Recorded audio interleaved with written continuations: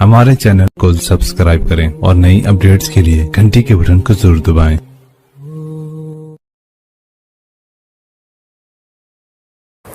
بسم اللہ الرحمن الرحیم۔ السلام علیکم ورحمۃ اللہ وبرکاتہ۔ ناظرین کرام، آپ دیکھ رہے ہیں زمزم گرافی گجرات فائلز، پس پردہ حقائق انکشاف۔ اس کتاب کا سلسلہ جاری ہے، آئیے شروع کرتے ہیں۔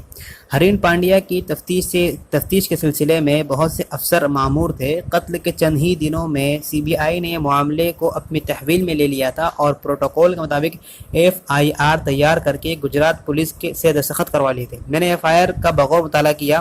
تحقیق کار افسر ایک انسپکٹر تھا اور اس کا نام YA شیخ تھا۔ اس کا ذکر اوپر نیوز رپورٹ میں آ چکا ہے۔ اتفاق سے وہ VL سولنکی کا دوست تھا، جس کا ذکر گیتا جوہر کے تعلق سے پہلے آ چکا ہے۔ شیخ ملاقاتیوں میں سے نہیں ملتا تھا اور میڈیا کے لوگوں سے تو بالکل بھی نہیں۔ میں نے ابھی اپنی خفیہ تحقیقات کا آغاز نہیں کیا تھا اور شاہ کی گرفتاری کے بعد احمد آباد ہی میں موجود تھی۔ میں 2 بار VL سولنکی سے ملی، جس نے میرے پس منظر کی تفتیش یعنی بیک گراؤنڈ چیک کرانے کے بعد مجھے اپنے گھر پر ملنے کی اجازت دی۔ اس کے گھر کے باہر ایک پولیس جیپ تھی جس میں پولیس کانسٹیبل موجود تھے۔ یہ پولیس کانسٹیبل سولنکی کو اضافی سیکورٹی مہیا کرا رہے تھے، یعنی ایکسٹرا سیکورٹی دے رہے تھے۔ یہ انتظام گیتا جوہری کے خلاف اس کے بیان کے بعد کیا گیا تھا۔ سولنکی CBI کو دیے گئے اپنے ہر لفظ پر قائم رہا۔ روانگی سے ذرا قبل میں نے سولنکی سے یوں ہی پوچھ لیا کہ کیا وہ کسی شیخ نامی افسر کو جانتا ہے؟ اس نے فوراً پوچھا، تم اس سے ملنا یا اس کے بارے میں جاننا کیوں چاہتی ہو؟ میں نے نرمی سے جواب دیا، سوچا کہ کیس کے بارے میں اسے مل لوں۔ وہ مسکرا دیا اور گھر سے باہر تک چھوڑنے کے لیے آتے ہوئے بولا، رہنے دو بہن، وہ نہیں ملے گا آپ سے اور آپ ان سب میں نہ پڑو۔ شیخ اپنے رفقائار اور ریاست سے ڈرا ہوا تھا کیونکہ اس نے پانڈیا معاملے میں FIR درج کی تھی۔ CBI کو معاملہ منتقل کیے جانے سے قبل وہی معاملے کی تحقیقات کر رہا تھا۔ CBI کے حوالے یہ معاملہ تب کیا گیا جب پانڈیان کے والد شکایت کی کہ کیس سے جڑی کچھ باتیں دبائی جا رہی ہیں۔ گجرات کا ایک وکیل تھا جو شیخ کو اچھی طرح جانتا تھا اور جس کے پاس شیخ اکثر مشورے کے لیے جایا کرتا تھا۔ میں نے ان سے گزارش کی کہ شیخ کے ساتھ ایک ملاقات کروا دیں۔ میں نے ان سے کہا کہ اگر ضرورت پڑے تو مذہب کارڈ بھی استعمال کر دیں اور کہہ دیں کہ میں ایک مسلم لڑکی ہوں اور اس جیسے افسروں سے ہمدردی رکھتی ہوں جو موجودہ ٹولی کے تحت کام کرنے میں گھٹن محسوس کرتے ہیں۔ ان دنوں میں خانپور واقع ایمبیسڈر ہوٹل میں رہ رہی تھی۔ خانپور ایک مسلم اکثریت والا علاقہ ہے اور ہر صبح شام کو مقام مسجد سے آنے والے اذان کی آواز کی وجہ سے رمضان کے مہینے میں مجھے اپنی سحری اور افطار کرنے میں مدد مل جاتی تھی۔ ایمبیسڈر کا مالک ایک سندھی تاجر تھا۔ ایمبیسڈر کے ٹھیک سامنے ایک ریسٹوران ہوا کرتا تھا جس کو ایک مسلمان چلاتا تھا۔ وہاں مسلمان روزہ کھولنے کے لیے بعد چائے اور مٹھائیاں کھانے آتے تھے۔ اسی جگہ شیخ پہلی ملاقات کے لیے راضی ہوا۔ میں نے اپنا تعارف کروایا اور اس کو بتایا کہ میں وہی صحافی ہوں جس نے سہراب الدین اور تلسی پرجاپتی معاملوں میں ثبوت فراہم کیے تھے اور امت شاہ کو سلاخوں کے پیچھے بھجوا دیا تھا۔ اس نے مجھ سے کہا کہ مجھے وضاحت کرنے کی ضرورت نہیں ہے کیونکہ پورا گجرات رانا ایوب نامی مرد کو جانتا ہے۔ میں ہنس پڑی۔ شیخ بہت سراسیمہ لگ رہا تھا۔ میں نے اسے یقین دلایا کہ میں ایک پکی باعمل مسلمان ہوں اور فسادات کے محلوقین سے، یعنی فسادات میں جو لوگ دنیا سے جا چکے ہیں، ان سے گہری ہمدردی رکھتی ہوں۔ اس نے دبے لفظوں میں جواب دیا، آپ تہلکہ والے ہو، ڈر لگتا ہے آپ لوگوں سے بات کرنا، پتہ نہیں کیا ریکارڈ کر لو۔ میں نے کہا میری ڈائری اور میرا بیگ چیک کر لیں۔ یہ سن کر پشیمان ہو گیا اور ہنس پڑا۔ میں نے ان سے دوبارہ ملنے کی پیشکش کی لیکن پورے 1 ہفتے تک اس سے رابطہ کرنے کی بالکل کوشش نہیں کی۔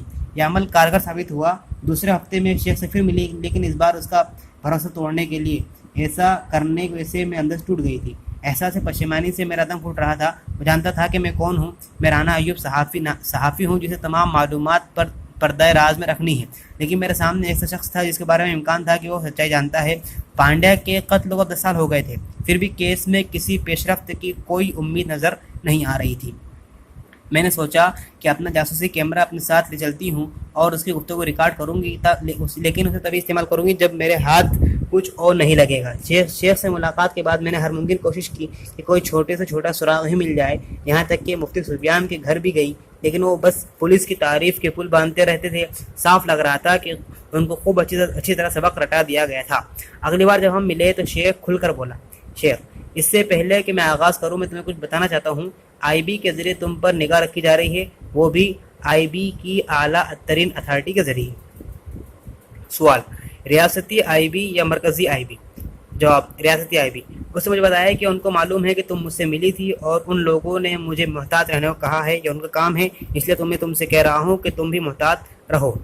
سوال، لیکن وہ میرے خلاف کیوں ہو گئے ہیں؟ جواب، تم جانتی ہو کہ ہرین پانڈیا کا معاملہ آتش فشاں پہاڑ ہے، ایک بار سچائی باہر آ جائے تو مودی کی گھر واپسی ہو جائے گی اور اس کو گھر بھی نہیں بلکہ اس کو جیل جانا پڑے گا، وہ قید خانے میں ہوگا۔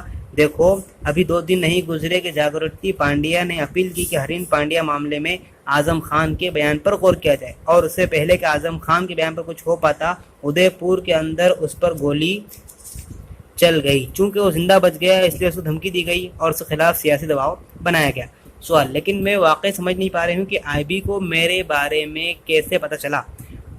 جواب، میڈم، کیونکہ آئی بی مسٹر مودی کے لیے کام کرتی ہے، تم گواہ انل یادرام کا اسٹنگ کیوں نہیں کرتی ہو؟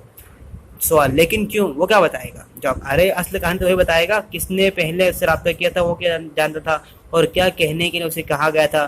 چوڑاسما بھی اس معاملے میں ملوث تھا، بہت سے مجرموں کے ساتھ اس کا گہرا ربط ہے۔ چوڑاسما اور دوسرے تمام افسر یہ سب کچھ بروت جیسے انسپکٹرز کے ساتھ مل کر کرتے ہیں۔ بروت ایک انسپکٹر ہے، نچلے درجے کا آدمی ہے، سارا کاغذی کام وہی کرتا ہے۔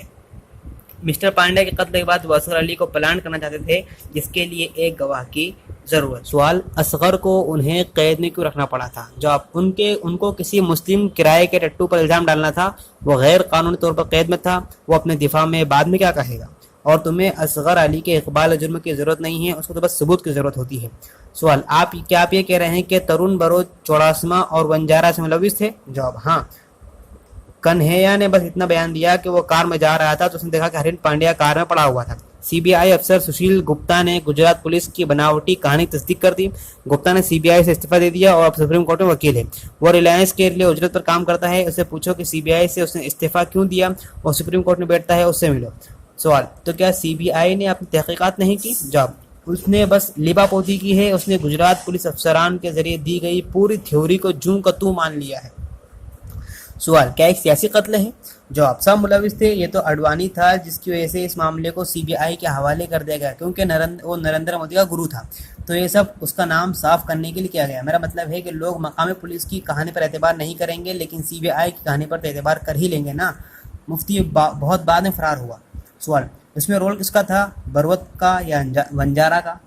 جواب، تینوں کے تینوں شامل تھے۔ بروت کہیں اور تھا، چوڑاسما کو ڈیپوٹیشن پر لایا گیا تھا اور ان لوگوں نے چوڑاسما کو پا لیا تھا، وہ سرکار کے لیے کام کرتا ہے۔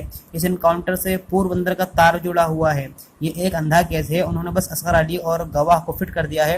کرائم برانچ کے زیر تحقیقات کی گئی تھی لیکن کوئی اس تحقیقات کو نہیں مانتا، خود وٹھل پانڈیا بھی نہیں مانتا۔ سوال، سی بی آئی نے اس کا اعتبار کیوں کیا؟ جواب، سی بی آئی نے اس کیس میں مودی کو بچایا تھا۔ جیسا کہ ہم کہا کرتے ہیں کہ کچھ بیانات کی وضاحت کی ضرورت نہیں ہوتی، جس آدمی نے مبینہ طور پر ہرین پانڈیا پر گولی چلائی وہ اصغر علی حیدرآباد کی جیل میں ہے۔ دوسرے لڑکے جن کو گرفتار کیا گیا ان کا تعلق آندھرا پردیش سے تھا، ان لوگوں سے بھی ان کے تار جڑے ہوئے تھے جو تلسی پرجاپتی اور سراب قتل معاملے میں ملوث تھے۔ تو صحیح معنی میں ہرین پانڈیا کس نے مارا؟ کیا شیخ گپ ہاں کر رہا تھا؟ لیکن سوال یہ ہے کہ وہ ایسا کیوں کرے گا؟ وہ تحقیقاتی افسر تھا جس نے متعلقہ کاغذ پر دستخط کیے تھے۔ شروعاتی دور کی تحقیقات اسی نے کی تھی اور اس کے بعد ابھے چوڑاسما نے تحقیقات کی تھی۔ بعد میں سی بی آئی نے چوڑاسما کو گرفتار کر لیا تھا۔ سہراب الدین اور پرجاپتی کیوں مار ڈالے گئے تھے؟ آج کی تاریخ تک فلم زیادہ صاف نہیں ہے۔ ایسا کیوں کر ہوا کہ وہی مفتی سفیان جو ہرین پانڈیا قتل کے پیچھے کام کرنے والا سازشی دماغ تھا، جیسا کہ سی بی آئی کی چارج شیٹ سے پتہ چلتا ہے، وہ ریاست سے اتنی آسانی سے نکل کر پڑوسی ملک میں کیسے چلا گیا؟ سفیان کے گھر والے ابھے چوڑاسما کے اتنے شکر گزار کیوں تھے جبکہ فرضی معاملوں میں بے قصور کو پھنسانے کے لیے اس پر فرد جرم عائد کی جا چکی تھی، یعنی اس پر کیس کیا جا چکا تھا۔ گجرات کے سب سے چہیتے وزیر داخلہ ہرین پانڈیا نے مبینہ طور پر اپنی خواہش کا اظہار کیا تھا کہ گجرات فسادات معاملے میں شہریوں کے ٹریبونل کے سامنے حاضر ہوگا۔ کیا سچائی کہیں اسی پیشکش میں چھپی ہوئی تھی؟ وقت آ چکا ہے کہ ہم غیر منصفانہ اور متضاد ثبوتوں کے اس بھول بھلیوں سے پردہ اٹھا دیں۔